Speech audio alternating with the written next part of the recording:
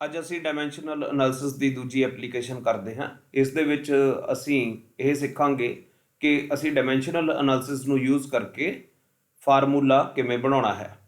ਇਸ ਤਕਨੀਕ ਨੂੰ ਵਰਤਣ ਦੇ ਲਈ ਸਾਨੂੰ ਕੁਝ ਸਟੈਪਾਂ ਨੂੰ ਯਾਦ ਰੱਖਣਾ ਪਏਗਾ। ਸੋ ਪਹਿਲੇ ਸਟੈਪ ਦੇ ਵਿੱਚ ਮੰਨ ਲਓ ਸਾਨੂੰ ਕੋਈ ਕੁਆਂਟੀਟੀ Q ਦਿੱਤੀ ਗਈ ਹੈ ਕਿ ਉਹ ਤਿੰਨ ਵੇਰੀਏਬਲਸ X, Y ਅਤੇ Z ਤੇ ਡਿਪੈਂਡ ਕਰਦੀ ਹੈ। ਤਾਂ ਫਿਰ ਅਸੀਂ ਮੰਨਾਂਗੇ ਕਿ ਸਪੋਜ਼ ਕਰੋ ਕਿ Q ਪ੍ਰਪੋਰਸ਼ਨਲ ਟੂ ਹੈਗਾ X the power A, Y the power B ਤੇ Z ਦੀ ਪਾਵਰ C। ਜਾਂ ਫਿਰ ਅਸੀਂ ਇਹਨੂੰ ਇਸ ਤਰ੍ਹਾਂ ਲਿਖ ਸਕਦੇ ਹਾਂ Q proportional to X, A, Y, B and Z C। ਹੁਣ ਅਸੀਂ ਇਸ ਪ੍ਰਪੋਰਸ਼ਨੈਲਿਟੀ ਨੂੰ ਇਕੁਐਲਿਟੀ ਵਿੱਚ ਕਨਵਰਟ ਕਰਾਂਗੇ। ਜਦੋਂ ਅਸੀਂ ਪ੍ਰਪੋਰਸ਼ਨੈਲਿਟੀ ਨੂੰ ਇਕੁਐਲਿਟੀ ਵਿੱਚ ਕਨਵਰਟ ਕਰਾਂਗੇ ਤਾਂ ਇਸ ਥਾਂ ਤੇ ਇੱਕ ਕਾਂਸਟੈਂਟ ਆਫ ਪ੍ਰਪੋਰਸ਼ਨੈਲਿਟੀ ਆਏਗਾ। ਉਸਨੂੰ ਜ਼ਿਆਦਾਤਰ ਅਸੀਂ K ਦੇ ਸਿੰਬਲ ਨਾਲ ਜਾਂ ਕਈ ਵਾਰੀ ਫਿਰ C ਦੇ ਸਿੰਬਲ ਨਾਲ ਵੀ ਡਿਨੋਟ ਕਰਦੇ ਹਾਂ। ਸੋ ਜਦੋਂ ਅਸੀਂ ਇੱਥੇ ਕਾਂਸਟੈਂਟ ਆਫ ਪ੍ਰਪੋਰਸ਼ਨੈਲਿਟੀ ਲੈ ਕੇ ਆਵਾਂਗੇ ਤਾਂ ਇਹ ਸਾਡੇ ਕੋਲੇ ਕੁਝ ਇਸ ਤਰ੍ਹਾਂ ਦੀ ਇਕੁਏਸ਼ਨ ਬਣ ਜਾਏਗੀ Q is equal to K X raised to power A, Y raised to power B and Z raised to power C। ਅਗਲੇ ਸਟੈਪ ਦੇ ਵਿੱਚ ਅਸੀਂ ਕੀ ਕਰਨਾ ਆ ਕਿ ਇਹ ਜਿਹੜੀ ਇਕੁਏਸ਼ਨ ਬਣੀ ਆ ਇਸ ਨੂੰ ਅਸੀਂ ਇਕੁਏਸ਼ਨ ਨੰਬਰ 1 ਕਹਿ ਦਿੰਦੇ ਹਾਂ। ਇਸ ਇਕੁਏਸ਼ਨ ਦੇ ਵਿੱਚ ਅਸੀਂ ਸਾਰੀਆਂ ਕੁਆਂਟੀਟੀਜ਼ ਦੇ ਯਾਨੀ ਕਿ Q, K, X, Y ਤੇ Z ਇਹਨਾਂ ਸਾਰੀਆਂ ਦੇ ਡਾਇਮੈਂਸ਼ਨਸ ਭਰਾਂਗੇ।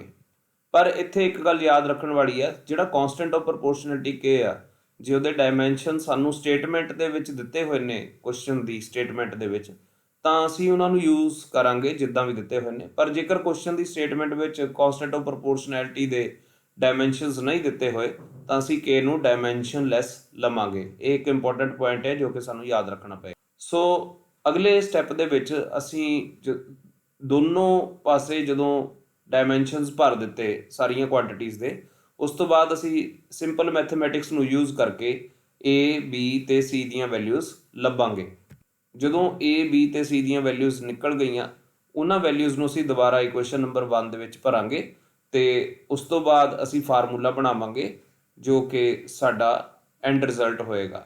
ਇਸ ਤਰ੍ਹਾਂ ਅਸੀਂ ਡਾਇਮੈਂਸ਼ਨਲ ਐਨਾਲਿਸਿਸ ਨੂੰ ਯੂਜ਼ ਕਰਕੇ ਫਾਰਮੂਲਾ ਡਿਰਾਈਵ ਕਰ ਸਕਦੇ ਹਾਂ। ਹੁਣ ਅਸੀਂ ਇਸ ਦੀ ਇੱਕ ਐਗਜ਼ਾਮਪਲ ਲੈਂਦੇ ਹਾਂ। ਸੋ ਸਟੇਟਮੈਂਟ ਕੁਝ ਇਸ ਤਰ੍ਹਾਂ ਹੈ ਕਿ ਕਾਈਨੈਟਿਕ એનર્ਜੀ K ਆਬਜੈਕਟ ਦੇ ਮਾਸ M ਤੇ ਵੈਲੋਸਿਟੀ V ਤੇ ਡਿਪੈਂਡ ਕਰਦੀ ਹੈ। ਡਾਇਮੈਂਸ਼ਨਸ ਦੀ ਵਰਤੋਂ ਕਰਕੇ ਅਸੀਂ ਕਾਈਨੈਟਿਕ એનર્ਜੀ ਦੇ ਲਈ ਫਾਰਮੂਲਾ ਲੱਭਣਾ ਹੈ।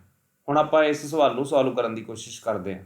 ਸੋ ਸਾਨੂੰ ਦਿੱਤਾ ਹੀ ਗਿਆ ਵਾ ਕਿ ਕਾਈਨੈਟਿਕ એનર્ਜੀ ਡਿਪੈਂਡ ਕਰਦੀ ਹੈ ਮਾਸ ਤੇ ਵੈਲੋਸਿਟੀ ਤੇ, ਜਿਵੇਂ ਕਿ ਆਪਾਂ ਪਿਛਲੇ ਸਟੈਪਾਂ ਵਿੱਚ ਸਿੱਖਿਆ। ਸੋ ਅਸੀਂ ਲਿਖਾਂਗੇ K ਪ੍ਰਪੋਰਸ਼ਨਲ to mass the power A ਤੇ ਵੈਲੋਸਿਟੀ ਦੀ ਪਾਵਰ B।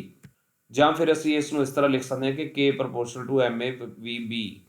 ਅਗਲੇ ਸਟੈਪ ਦੇ ਵਿੱਚ ਅਸੀਂ ਕਾਂਸਟੈਂਟ ਆਫ ਪ੍ਰਪੋਰਸ਼ਨੈਲਿਟੀ ਨੂੰ C ਲੈ ਲੈਂਦੇ ਹਾਂ। ਸੋ ਪ੍ਰਪੋਰਸ਼ਨੈਲਿਟੀ ਤੋਂ ਜਦੋਂ ਇਕੁਏਸ਼ਨ ਬਣਾਏਗੀ ਤਾਂ ਕਾਂਸਟੈਂਟ ਆਫ ਪ੍ਰਪੋਰਸ਼ਨੈਲਿਟੀ C ਆ ਗਿਆ। ਸੋ ਨੈਕਸਟ ਸਟੈਪ ਦੇ ਵਿੱਚ ਅਸੀਂ K, C, M ਤੇ V ਦੇ ਡਾਇਮੈਂਸ਼ਨਸ ਭਰਾਂਗੇ। ਪਰ ਕਿਉਂਕਿ ਸਟੇਟਮੈਂਟ ਵਿੱਚ ਕਾਂਸਟੈਂਟ ਆਫ ਪ੍ਰਪੋਰਸ਼ਨੈਲਿਟੀ ਬਾਰੇ ਕੋਈ ਗੱਲ ਨਹੀਂ ਕਹੀ ਗਈ, ਇਸ ਲਈ ਜਦੋਂ ਅਸੀਂ ਸਾਰੀਆਂ ਚੀਜ਼ਾਂ ਦੇ ਡਾਇਮੈਂਸ਼ਨਸ ਭਰ ਰਹੇ ਹੋਵਾਂਗੇ ਤਾਂ ਸਾਨੂੰ C ਦੇ ਡਾਇਮੈਂਸ਼ਨਸ M0, L0, T0 ਲੈਣੇ ਪੈਣਗੇ। ਸੋ ਅਸੀਂ ਹੁਣ ਦੋਨੋਂ ਪਾਸੇ ਡਾਇਮੈਂਸ਼ਨਸ ਭਰਨ ਜਾ ਰਹੇ ਹਾਂ। ਸੋ K ਦੇ ਜਿਹੜੇ ਡਾਇਮੈਂਸ਼ਨਸ ਹੁੰਦੇ ਨੇ ਉਹ ਹੁੰਦੇ ਨੇ ML2 T-2। C ਦੇ ਡਾਇਮੈਂਸ਼ਨਸ ਮੈਂ ਹੁਣੇ ਪਹਿਲਾਂ ਕਹਿ ਕੇ ਹਟਿਆ ਵਾਂ M0, L0, T0। ਉਸ ਤੋਂ ਬਾਅਦ ਮਾਸ ਦੇ ਡਾਇਮੈਂਸ਼ਨਸ ਕੈਪੀਟਲ M ਹੁੰਦੇ ਨੇ ਤੇ ਵੈਲੋਸਿਟੀ ਦੇ LT-1 ਤੇ ਇਹਨਾਂ ਦੀਆਂ ਪਾਵਰਸ ਅਸੀਂ A ਤੇ B ਲਿਖੀਆਂ ਹੋਈਆਂ।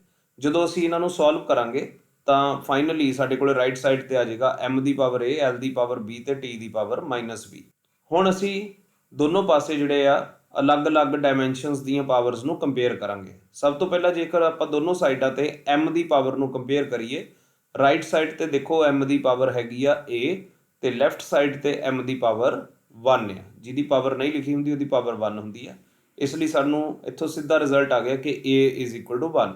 ਇਸੇ ਤਰ੍ਹਾਂ ਜੇਕਰ ਅਸੀਂ L ਦੀਆਂ ਪਾਵਰਸ ਦੋਨੋਂ ਪਾਸੇ ਕੰਪੇਅਰ ਕਰੀਏ ਤਾਂ ਰਾਈਟ ਸਾਈਡ ਤੇ L ਦੀ ਪਾਵਰ ਹੈਗੀ ਆ B ਤੇ ਲੈਫਟ ਸਾਈਡ ਤੇ ਹੈਗੀ ਆ 2। ਸੋ ਸਾਡੇ ਕੋਲੇ B is equal to 2 ਆ ਜਾਏਗਾ। ਹੁਣ ਅਸੀਂ A ਤੇ B ਦੋਨੋਂ ਲੱਭ ਲਏ ਨੇ, ਇਹਨਾਂ ਨੂੰ ਹੁਣ ਅਸੀਂ ਵਾਪਸ ਇਕੁਏਸ਼ਨ ਨੰਬਰ 1 ਵਿੱਚ ਪੁੱਟ ਕਰਨ ਜਾ ਰਹੇ ਹਾਂ।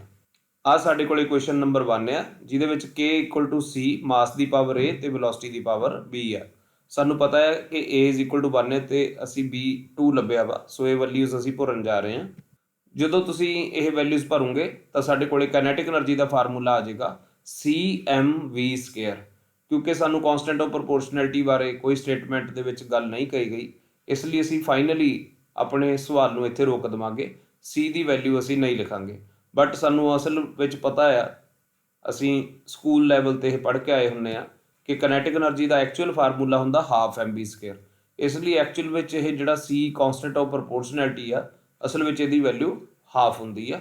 ਪਰ ਕਿਉਂਕਿ ਸਟੇਟਮੈਂਟ ਦੇ ਵਿੱਚ ਸਾਨੂੰ ਇਹ ਕਾਂਸਟੈਂਟ ਆਫ ਪ੍ਰੋਪੋਰਸ਼ਨੈਲਿਟੀ ਦੀ ਵੈਲਿਊ ਵੀ ਨਹੀਂ ਦਿੱਤੀ, ਇਹਦੇ ਡਾਇਮੈਂਸ਼ਨ ਵੀ ਨਹੀਂ ਦਿੱਤੇ, ਇਸ ਲਈ ਅਸੀਂ ਆਪਣੇ ਕੁਐਸਚਨ ਨੂੰ ਇੱਥੇ ਰੋਕ ਦੇਵਾਂਗੇ ਅਤੇ ਇਹ ਕੁਐਸਚਨਸ ਦਾ ਵੈਲਿਡ ਸੋਲੂਸ਼ਨ ਹੋਏਗਾ। Thank you.